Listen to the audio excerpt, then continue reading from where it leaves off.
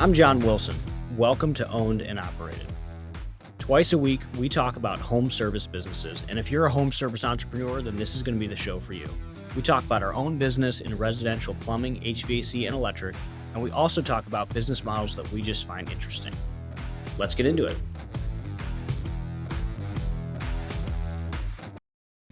Are you currently dumping money into the PPC pit of despair?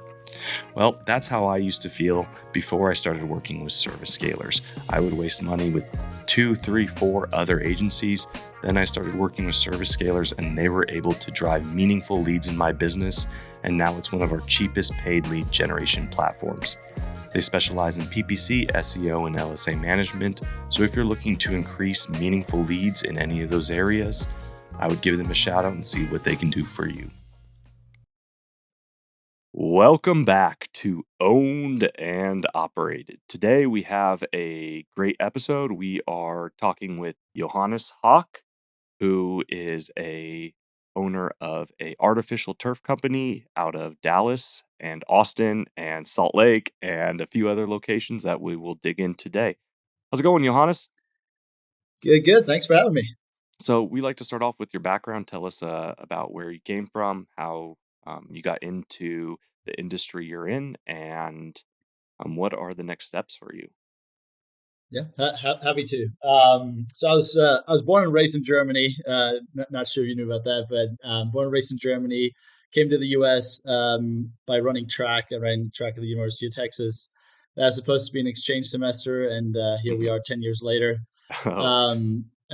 Kind of started my career on the finance side. Did banking and private equity, and then about 3 years ago, my business partner and I, who I met at the private equity firm, got the search bug. Kind of wanted to jump into the operations side. I had worked with a lot of kind of family-owned businesses, some in the home service space at the private equity fund, and frankly saw bigger opportunity there than staying on the capital provider side. And after you send a lot of big checks across the table, you wonder if you're sitting on the right side of it. And so 3 years ago, did a self-funded partnered search and found this artificial turf installation business in Dallas that we bought almost 2 years ago, or a little over 2 years ago now. And yeah, it's been a wild ride since then. We've expanded quite a bit, opened 2 new locations organically, and just closed our first add-on. And yeah, happy to dive in. That's awesome. So let's start off with, how did you choose artificial turf? When people think of home services, that's not one of the big, giant ones that pops out, but it's definitely a unique one. How'd you end up there? Yeah, absolutely. I mean, it wasn't an area that we were looking at. I think from our perspective, we started with characteristics more so than anything in terms of the businesses that we were looking for. We had a pretty industry agnostic approach at the private equity firm we were at. We've done anything from technology, healthcare, home services, all across the board. So we were much more focused on characteristics than specific industries. And so I think what stuck out to us about turf when we came across it was, one, it was a relatively new industry. That's part of why it's not, as much talked about. Landscape and kind of pet turf, which is what we focus on, has only been around for about 20 years. So in a lot of markets, it's still very new, and customers don't even know about it. And I think that the biggest factor was looking at reviews. I think if you've done any, or if you spent any time in home services, if you can get your Google rating over like a 4, that's pretty good. There's always, the upset customers are the ones that write reviews, and the ones that are happy are just glad to move on with their life. And if you're a 4.5 rated turf company, you're doing terrible. Like, the whole industry is just like between 4.5 and 5. And that's across the country. And so, when we dug into that, it was like, well, we probably don't have that much better craftsmen than any other home service industry. So it has to be the product. There has to be something about the product. And so did some market research, talked to a lot of customers, and started to figure out, okay, why is this such a good broad market fit for a lot of people? And frankly, it's just most customers, they're tired of not being able to use their backyard. They've you wait a long time with where home prices are today to finally get out of an apartment or a condo and into your home, and then you have some trees there, and it's a dirt pit or a mud pit, and it destroys a lot of the upside of being a homeowner and the dream of being a homeowner. And so that's where turf comes in, and we kind of give people that outdoor space back that they thought they were buying when they got a home. So it's really exciting. I think in a lot of home services, you deal with the HVAC unit broke or the Hmm. toilet isn't draining, and yeah, you're providing a service, but it's never a customer that's excited to see you. Whereas, like, for us, a lot of it is, you do shake a lot of very grateful hands when the job is done, and you see, Hey, true excitement in the eyes. hey, I mean, you want to talk about somebody who's been in 100 degrees for 3 days? They are very excited to see you. That money is well appreciated when that toilet's overflowing and you're the one to come out and fix it. I'm telling you right now. But I do see where you're coming from. So, walk us through the business model a little bit more. So, for a lot of home service companies and even like B2B and others, you see a maintenance service large ticket sale where they kind of flow into each other. The maintenances flow into services, the services then are repairs, and then the repairs flow into these large tickets. Do you have any kind of reoccurring service behind the turf industry, or is it just more of a construction side where it's, hey, you get a big job here, big job there, school. Speaking of that, is it B2B or B2C mostly? Sorry, two questions. Yeah, so it's no, it's a good question. So we do have a lot of kind of B2B customers we work with, other contractors, schools, playground companies, stuff like that. Hmm. But also a pretty meaningful portion of just working directly with the homeowner. And I think we're much more similar to like a fencing, roofing, siding, decking type company where it's part of the premise is that you're not going to have to deal with your backyard for the next 15 years. So I can't really Yeah. walk in there and say, hey, here's the service plan, because then you might as well, stay with your real grass and your landscaper. Although for a lot of people, it's just not an option. Like we get a lot of calls that like, I've resodded my yard 3 times. I'm just done with it. Like, fix it. The idea is to get Um, rid of the it, landscaping service it, plan, right? yes, exactly. And so I do think it is a little bit of a different underwriting when you look at the business, and also a little bit different of in terms of how you run the business Hmm. compared to a pest control or a lawn mowing type business where it's, yeah, we have our routes, and we you look at route density and those aspects. Whereas for us, it's certainly lead generation and more kind of macro environments, and maybe not macro environments, but more so like the local environment, right? So like one of the reasons we like Dallas a lot is because people are moving to Dallas. We have a great underlying trend there in terms of new homes getting built. Hmm. You have a chance there, people moving to Texas, so that's a great underlying trend. We have the big adoption trend. So if you look at California, or Phoenix, Vegas, those areas that have had turf for quite a bit longer than our core markets, you're looking at probably 20 out of 100 homes have turf. When we bought the company in Dallas, it was like less than 1 in 100, and so you Yeah. you have that as a tailwind. And so you have to look more at what are the demand drivers and what share of that revenue can I capture, rather than you know it's not a recurring revenue business in the traditional sense like Yeah. software would be. And so when you're thinking about those trends and you're thinking about marketing, I mean, you obviously opened up to multiple locations.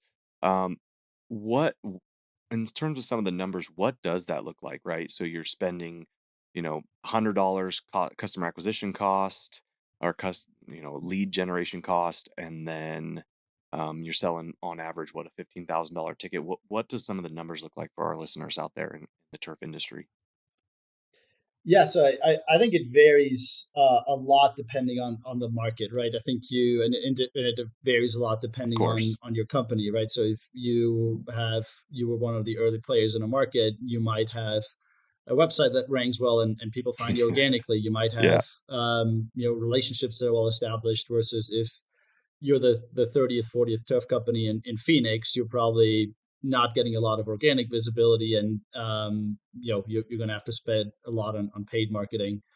And so I think for us, it's I know John put out kind of like a home service marketing guide, right? We do a lot of similar things like that. I think all the regular, you Google My Business listing, your website, um, all those aspects are an area that we're heavily focused on. Um, don't want to get like into exact margins. No I would worries. say, yeah. No, Don't give I away would the say, secret sauce. We don't want the exactly. secret sauce. Just like very high Yeah. level general. Yeah, no, I think it's large ticket items, right? I think you're right in terms of like 10, 15, $20,000 type jobs. And so you can have, customer acquisition costs of 500, 1,000, even Wow. $1,500 Hmm. depending on your market. I think what's the area that people like should spend more time on or understand more is most people in our industry and probably frankly yours and across home service don't know what their customer acquisition cost is. And I think that's Yeah. a big factor. So for us, we spend a lot of time on making sure we know where each lead comes from. So we have different types of call tracking, like CallRail is one of those products that I think every home service company should have. We have UTM trackers on any which way that someone can go through the web and like find us. Right, I want to know if you started out on Facebook, then went to the website, then submitted a lead form, and so I think that was one of the big revelations to us. It's when people say, "Oh, I spend 2%, 5%, 10% of revenue on marketing." Hmm. That's not good enough. Like as an operator, like you need to know I spend X amount of dollars on radio ads, and I make X amount of revenue from radio ads, and vice versa, and whether that's Yeah. different phone numbers or whatever it is. What CRM system are you using to track that? So like we talk about Service Titan a lot, and Service Titan does an amazing job. We can dictate which phone numbers are generating which thing, and there's specific things for our call center to add and say like, hey, this was from here, this was from here. And so we're really easily able to do that. What systems are you using for your? Because you're not really doing service or maintenance, so is it just like what services are available to you? Yeah, it's funny. We reached out to Service Titan when we first bought the business because that's the Uh one that huh. I was familiar with too. And they were like, "Yeah, we won't even offer you to Yeah, buy you're not Service you're not a Titan." And good I was like, "Yeah, choice. Yeah. that was incredible." I never been like, "Would you like my money?" And they're like, "No, thank you. We're good." So they sent us to the Aspire side, which is the landscaping side, but that's Yeah. not a good fit for us either. So the system we're currently using is Workies. I think people use House Call Pro. People use Mhm. Job, or like I think all those systems are kind of fine. There's not really one that is like solve all your problems. In terms of tracking, we do a lot of that kind of more manually, more in house. So we have some automations that pull together reports of like essentially a database of here's all the leads, here's where each lead came from. And Yeah. then, we have a tracking field where like we taught our appointment setters and everyone to like identify where a lead comes from. And then quarterly, we go through and kind of check those two databases against each other. So like I look at what our internal system says and what our kind of Mhm. lead Bible says, and then I make sure that's all updated. And that probably sounds like a lot of work and a lot of like verification That was for, my hey, where next do your leads come question. from? Yeah, so my next I question think was more so, right? So understandable, right? That makes sense. It's very easy to do. But moving now, right? You're going from one location, and so we jump back in the time machine, go back a few years. Now you're buying a second, your third, fourth location, and now you're really thinking about this expansion. How are you thinking about that process as you move into expansion? Is it single location? Are you moving call center into a one giant call center that's calling out or taking calls from all the locations? What are the processes you're putting in place now that you're growing so rapidly? Yeah, great question, and maybe just for quick background for anyone that isn't as familiar with our story. So we bought the business in Dallas about 2 years ago. And then we opened, Austin last year, Atlanta this year, and we're kind of on an expansion course there of 2 to 3 new locations a year. And we started also buying other installers as well. So this is kind of a pivotal moment for us where we've had to think about, okay, we built the process and the systems to a certain standard, and Hmm. now we have to like how probably every operator eventually runs into that. You build systems for a certain scale, and then you reach that scale, and then you have to Yeah. retool everything again. We call it Um, the oh shit point. The oh shit point in HVAC and plumbing is 10 million. You build all these processes to get up to 10 million.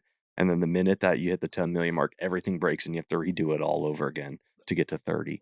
So is that what you're running into now? Yeah, no, it's exactly what we're running into. So we started the good thing is we started building processes and systems from day one that were scalable for the individual location. So I think Hmm. that's the first thing that people should figure out. Like when we bought the business, it was we were scheduling on a whiteboard, and it was literally like add two more crews, and the Yeah. whiteboard is too Yeah. small. So the classic example, and like I think one thing that people always underestimate is like a lot of these like pen and paper and whiteboard type processes that small business have are incredibly efficient. Like Yeah. people are like, oh, how could you still do this in the 21st century? And then anyone that's bought a business and gone in is like, oh, like there's actually a lot of thought that like led into like this being the system. And so that's why a lot of times, getting to the first step of actually having, some online system, something like that is can be quite painful to get there. But so that was a good first step for us was make sure that the individual location can scale indefinitely. So that was the first part. And then once we started expanding to new locations, it became okay. Now we have to build a system for managing multi-locations. So Yeah. we started out building the shared service center that you mentioned. We started out building the call center. We're integrating the back end in terms of accounting, payroll, insurance, right? All the kind of admin and overhead type stuff. Um, and so that's the process that we're in right now. So like we had the classic, our a phone provider was like, you add a new location, you're like, oh, you can't do that with the current plan, right? And now you're like Yeah. figuring all of that stuff. So we're exactly at the point that you're talking about. And then the second piece of that is one is on the system side, and then the other piece is obviously on the people side, right? And Oh so yeah. it's always easy to feel like, oh well, the extra crew, that's just like what one extra thing for payroll and for whatever. And then they're like, well, but it turns out because it's a different EIN or a different like city, there's like a lot more work there, right? And so that's the other thing that we're working backward from right now is okay, let's look 3 4 years in the future. What do we want the organization to look like, and what do we want like the location count and revenue to look like, and then work back into okay, Yeah. let's build a system then So that what gets is there. that? Are you able to say what is the pie in the sky goal that you guys are kind of targeting for that 5-year plan? I know we spoke offline, so I'm cheating a little bit, but like where do you feel comfortable telling us like what are your goals over the next 5 years with this business? Yes, I think we can say that the goal is to get to 50. That's both through organic and acquisition. So I think that's also a piece where people, it's easy to say a big number and to just buy existing businesses Yeah. that are big, right? So like that doesn't create any value, right? Like just Mm, because you buy a business that's worth 10 for 10, you haven't created any value yet, right? And so but that's the goal. I think we think that at that scale, it becomes a different business than just like a local installer. hmm. At that point, Yeah, you have national real brand. You got some enterprise exactly. value in that national brand. So sorry, Yep. I don't mean to interrupt you, but I'm really curious. Is there? I mean, we've talked to Kenzie who had working on pool roll ups, and there's HVAC and plumbing roll ups, which we all know about. Are there roll ups in this industry, in the turf industry? Is it PE backed? Is there any competition that you're looking at as you grow to that 50 million mark, or at least becoming an acquisition target? Yeah, I don't think at this point there is a national platform. There definitely isn't anything on the level of the Hmm. typical PE platforms that we all know, that the Alpines of the world and that kind of stuff. Yeah, you're the first. Um, I mean You're that the is first roll up technically. That's neat. that yeah, and I mean there certainly is a goal of becoming the kind of the poster child for that, where it's like okay, if Mhm. for anyone that's like, oh, we like this industry, how do we make replicate that play in this industry to be one of the attractive targets for someone like that. There is some local guys that, or like regional guys, where folks are doing something similar to that, but I think it's mostly due to the industry just being young. Like every year, like all the existing players are growing, and it just wasn't a big enough market, I think, historically to where it made sense. But I think if you go 5-10 years in the future, it will become that. And you have it on the manufacturer and distributor side. They're all very heavily PE owned. Yeah. There's kind of four big conglomerates that run most of the manufacturing and distribution. And so that's the same thing that happened in HVAC and in roofing, right? It eventually goes down from like the manufacturers to the Hmm. distributors and then eventually into the installers. Hey, this episode is sponsored by Service Scalers. So, Service Scalers is actually a brand that I've used personally with our companies for a little bit over a year now. They've helped us manage our digital advertising. Frankly, they did a lot better than our last agency. Leads went through the roof, and cost per click went way down. Check out Service Scalers if you're a plumbing, HVAC, or electrical home service company. That's what they knock out of the park, and they did a great job for me. Yeah, they want to own the entire supply chain and then move vertically into your industry. That's really neat. And so now that you're kind of getting to a point where you're breaking the oh shit levels and excuse the language, but you're busting through these caps, and now you have to rethink what, as you move into your fifth, your sixth, or seventh market, what is your big driver to get to that next point? You're saying in terms of revenue or in terms of like, I'm saying in terms of like what systems and processes are you thinking of right now as you're a 10, 15, $25,000 company or $25 million company, and to get to that 50 million to 2x, what processes are you putting in place now? People, systems, what are you focused on? What's your big rock, your boulder that you're trying to yeah. move? Yeah, I think the one the most important question you have to solve when you're kind of crossing that threshold is you have to start managing managers and Hmm. coming up with a system that works well there. Where like I think up until this point, any question that came up, there didn't need to be a meeting. There didn't need to be a standing time because it was just call me, right? If something Yeah. happens, call me and we'll figure it out on the spot. And so we're just kind of running out of time for our day for my partner and I, where you add another 3, 4, 5 locations. It just there's only so many hours in the day, and so I Hmm. think getting that part right, where um, we have we provide all the support that we can to each location, while at the same time not kind of removing ourselves enough from the day to day to where we can look at the bigger picture and make sure that each location is taken care of is probably the biggest problem we have to solve. And so I Hmm. think that comes down to one it's a little bit different job now, right? Like now you're training people to manage people rather than training individual contributors. um, and so I think a lot of that is looking at what in our current company, the GMs that are really good, the folks that are managing things that are really good, what can we learn from them in terms of implementing similar like systems, processes, like rules, with new locations and other locations that we buy. So I think figuring out that side is going to be, if we can get that piece right, that's going to determine where we stand in 3, 4, 5 years. And are you considering these people C-level suite, or how are you thinking about those positions, or what, where are they coming from?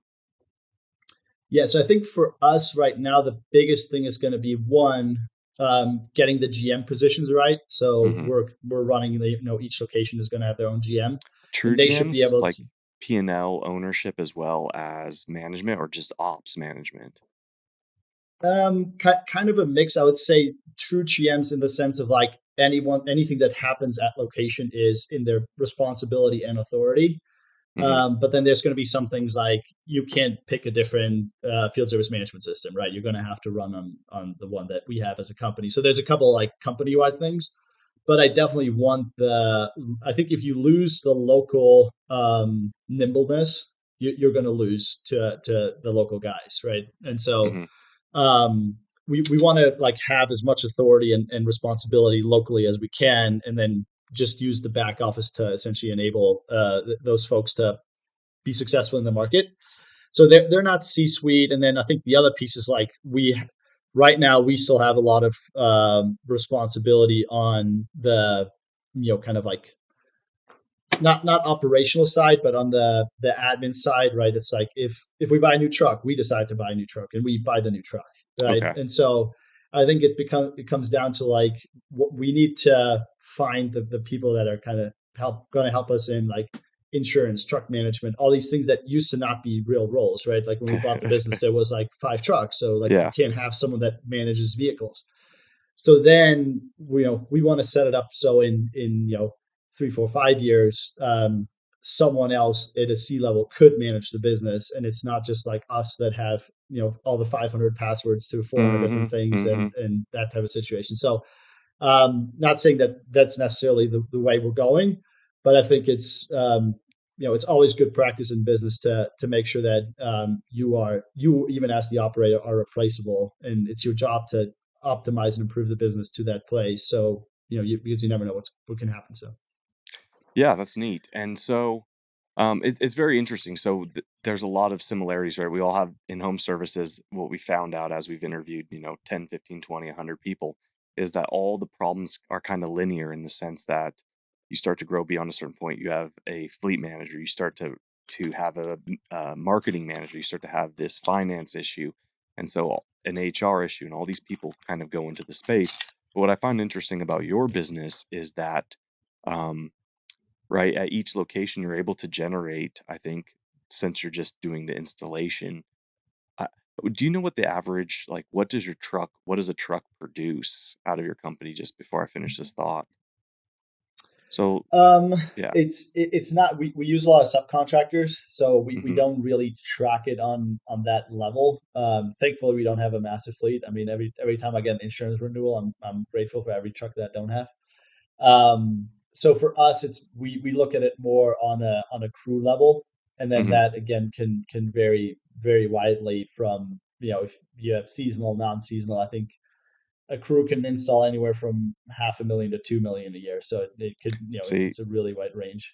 so I mean that's where the difference is. So you look at plumbing, HVAC, electrical, pressure washing. I mean, just across the board, most home service industries, each truck is does about 300,000. A service truck will do $300,000 a year, but since you are not doing the service portion, your trucks are doing 500,000 to 2 million a year, or what we call it a truck, but a crew who's working in that truck. So, what is the revenue generation per group of people that you have grouped together? So when you look But at those, for you guys, it's per truck is that's usually one tech, right? yeah, I mean, you could have a helper, but yeah, Yeah. But so technically, I think that's the big difference. Like a crew, a turf crew is somewhere between 3 on the low end to like okay, 6 on the high end. So I think per head, it probably comes out to a relatively the more same. similar amount. Yeah. Yeah, that. I'm glad it does because that makes me always feel better. It's like this is a fact about home services: is it will always do 300,000, no matter who it is or what industry it is. Yep. Um, and so when as you grow these individual locations, though, I mean, right, you could potentially. Are you looking at it from a I'm really interested because this is kind of where we're getting to these same questions is, are you viewing this as a, like, say, fleet manager, for example? Is this fleet manager position going to be in overlooking the entire company, all locations, versus individual fleet managers at the specific locations? Yep. Yeah. So for us, like that's kind of the goal of the shared service center, right? Is something like that should definitely be across like across the company. Hmm. I I think one big piece there for us is like you can have an HVAC location in a major city that does 50, 60, 70 million of revenue. Hmm. There is not a single city in the country where a turf company could ever get to that size. Okay. It's just if you go to Dallas, there's 4 million homes and 4 million HVAC units. There's not 4 million backyards of turf, and Yeah. so I think having that understanding is like, well, if you want to do shared service at all, you gotta have you kind of have to generate revenue across cities and then centralize those decisions. So I think for someone that like is that size of an HVAC location, it might make sense to have a local fleet manager because that's the same amount of vehicles. Or I mean, for HVAC, it's going to be Yeah, we 5x, can 10x grow the amount of to vehicles that exactly. that we have. I think for me that the biggest thing that I want to have local is anything related to the install, anything related to the sale, like anything essentially related to the actual job itself. Hmm. And then I think there is a lot of opportunity. The call center doesn't need to be local. The insurance, the admin, the billing, the like all those things don't need to be local. So that's kind of how we separate the two. And that's also the only way to get enough scale to where a shared service center even makes sense. Neat. So um, you're expanding. You're trying to get to 50 million. Um, Next steps, you're hiring a C-suite. Have you targeted any specific cities? Nashville, number one, ready to go. Uh, Nashville is very high on the list. Yeah. We'll be there sooner than you know. How are you Mm, choosing? How are you choosing those cities? Like, what is the driver? Is it like, hey, it has to be in the south. It has to be a certain degree, no water. Like, what are the driving factors for the next locations that you're choosing? Yeah, you're exactly on the right track, right? I mean, I don't think it's rocket science to Hmm. figure out which cities make sense in that regard. We look at search volumes as well. We look at local competition. So I think it's the classic. You look at the demand side, you look at the supply side, and you figure out if which markets make sense. Hmm. I think in general, turf is kind of moving west to east, with the exception of Florida. And so, I think generally the east of the Rockies is our newer markets that are interesting. What I will say is that the landscape has shifted quite significantly, even from like the 2 to 3 years ago when we got into the industry. Like I think when we got Yeah. in, it was definitely still quite a bit newer, and it feels like the word is definitely out. So it's like more rare that you find major cities that don't have anyone doing it, or don't have a local supplier or something like that. So I think it's gotten a lot more. Like I think we got really really lucky with timing on this one. I think That's if I neat. was in the same spot today, like Hmm. if I were to offer, or if I was offered to buy the company that we bought 2 years ago at that size today, I'd be a lot more cautious. So better lucky than smart to a certain degree. But yeah, so I think expansion wise, it's yeah, you look at exactly those factors that you talked Hmm. about, and then we try to open 2 to 3 a year, and kind of it's a little bit of a race to put flags into cities for sure.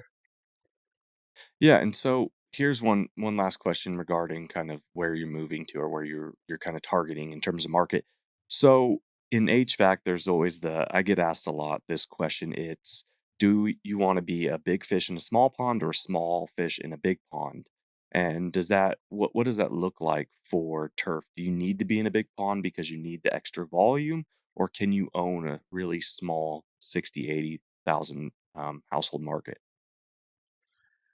Um, I think if you are a single truck installer, you can, but it gets really like you can't have it's got to be you are the one who's selling and is doing the install. And so I think Yeah. there's a lot of opportunity for that. Like there is definitely a lot of markets where if you're one guy with your truck, you can make a great living. You're never going to have any competition.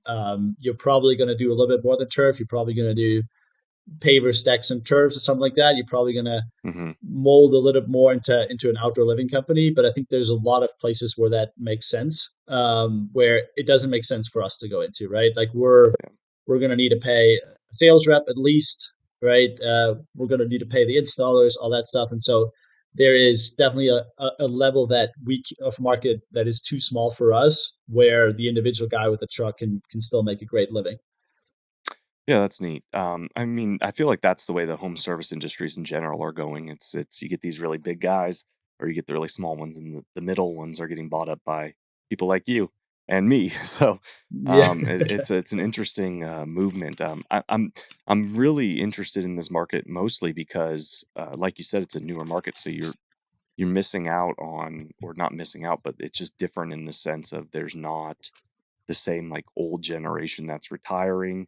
And it's, I mean, if you started the business 10 years ago, 15 years ago at the beginning, and you were 30. I mean, you're 45 now. It's not like you're in your 70s and you have to retire. So it's an interesting market in general. So awesome. I appreciate you coming on today. I'm sorry John didn't get to make it. He must have tripped and fell down some stairs or something. Where can people find you? Yeah, a lot of places. So I'm on Twitter. That's how fun you Number guys. one. Yeah. Yeah, exactly. I do. I write a blog sometimes. It's called Buy Small Sell High, where and it's not regularly, but anytime I have something interesting that usually it's something that didn't make sense to me initially, and then I had an aha moment, and then I write it Mm-hmm. down so I don't forget about it. So I wrote a lot about kind of our search process, how we found the business, and kind of especially on the early side of buying a business is on that side. So that's a good way. Obviously, LinkedIn, all the other platforms as well. Only other thing I'd say is we do invest in a lot of other searchers. So Ooh. so yeah. Well, I love the space. I love I think especially on the SBA funded side, I think Mm-hmm. that signature is most of or one of the most important signatures, other than your marriage certificate that you're probably ever going to make. And so I like being part of those kind of high stakes moments. And I sit on the board of a roofing company in Miami and like those kind of things. And so that's kind of that's 90% of our time is spent on this business. And the other 10 is focused on that. So especially if folks are listening to this and looking at making an acquisition or or further down the road or even early in the process, that's something that we always like to do is kind of give folks capital to Yeah, get into the seat definitely. as well. And so what's your Twitter handle? So I know on your Twitter when I looked that you could find that newsletter. What's the handle that people can find you at? It's at Hock Johannes, HockJohannes. Well, Johannes, I really appreciate today. This was an awesome podcast. I had a lot of fun. And so for anyone listening, make sure to subscribe to Johannes's newsletter, our newsletter at ownedandoperated.com. You can catch us on the YouTube. We have some minis, some shorts, some fun stuff on there. So find us on YouTube, as well as in June, I believe 3rd to 6th, we are hosting our Breaking 5 Million conference. Take a look at it on the website. We'd love to have you, and have a good one. Thanks for tuning in to Owned and Operated, the podcast for home service entrepreneurs. If you enjoyed today's episode, please hit the like button and subscribe to the podcast. If you have any questions or topics you'd like us to cover, feel free to reach out. You can find me on Twitter at @WilsonCompanies. I'll see you next time.